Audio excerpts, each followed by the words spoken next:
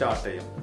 നമ്മൾ അക്കൗണ്ടിങ് എന്ന് പറയുമ്പോൾ ആദ്യം നമ്മൾ എന്ത് ചെയ്യണം, 3 ക്വസ്റ്റ്യൻസ് നിങ്ങളെ മനസ്സിനകത്തേക്ക് വരേണ്ടതുണ്ട്. ഒന്ന്, ആരാണ് അക്കൗണ്ട്സ് ചെയ്യുന്നത്, ആർക്ക് വേണ്ടിക്കാണ്, എന്തിനു വേണ്ടിയാണ് എന്നുള്ളത്. അപ്പൊ ആദ്യത്തെ 2 ക്വസ്റ്റ്യൻ നിങ്ങൾ മാറ്റിവെക്കാം. എന്നിട്ട് അവസാനത്തെ ക്വസ്റ്റ്യനിലേക്കാണ് എന്തിനു വേണ്ടിയാണ് അക്കൗണ്ടിങ് ചെയ്യുന്നത്. ഇമ്പോർട്ടൻ്റ് ആയിട്ടുള്ള ഒരു ക്വസ്റ്റ്യൻ ആണ്. അപ്പം ഏറ്റവും ലളിതമായിട്ട് നമുക്ക് പറയാൻ പറ്റുന്നുണ്ടെങ്കിൽ ബിസിനസിന്റെ ലാഭനഷ്ടങ്ങൾ അറിയുക.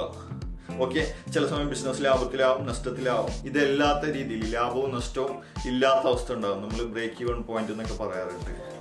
അതിനാണ് നമ്മൾ എന്ത് പറയാറ്, ആ ഒരു ആവശ്യത്തിന് വേണ്ടിയിട്ടാണ് നമുക്ക് എന്ത് ചെയ്യാം അക്കൗണ്ടിങ് ചെയ്യുന്നത് എന്ന് ഏറ്റവും ലളിതമായിട്ട് പറയാം.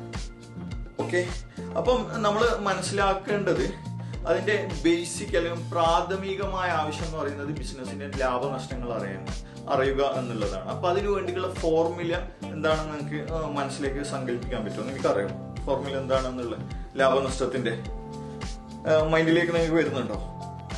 ആക്ച്വലി പിന്നെ ആ ഒരു ചോദ്യം ചോദിക്കുമ്പോൾ മിക്കവരും എന്താണ് പല ഉത്തരങ്ങളൊക്കെ ആയിരിക്കും നിങ്ങളെ മനസ്സിലേക്ക് വന്നിട്ടുണ്ടാവും. വളരെ ലളിതമാണ്. നമുക്ക് ഒരു ഇടപാടിന്റെ ലാഭനഷ്ടം അറിയണം, നമുക്ക് എത്രയാണ് ഇൻകം, വരവ് എത്രയാണെന്ന് അറിയണം, എക്സ്പെൻസ് എത്രയാണെന്ന് അറിയണം. ഇപ്പൊ ഇൻകം മൈനസ് എക്സ്പെൻസ്, അതായത് നമ്മളൊരു 10 രൂപക്ക് പെന്ന് വാങ്ങിക്കുന്നു, 15 രൂപക്ക് നമുക്ക് വിൽക്കാൻ പറ്റിയാൽ നമുക്ക് എന്താ പറയാം, 5 രൂപ ലാഭമെന്ന് പറയാം. അവിടെ എന്താണ് 15 ഇൻകം ആണ് നമ്മൾ സെല് ചെയ്തു, 10 രൂപക്കാണ് അത് പർച്ചേസ് ചെയ്തത്. ആ ഒരു ഡിഫറൻസിനെ നമുക്ക് എന്താ പറയാൻ പറ്റും, ലാഭം എന്ന് പറയാൻ പറ്റും.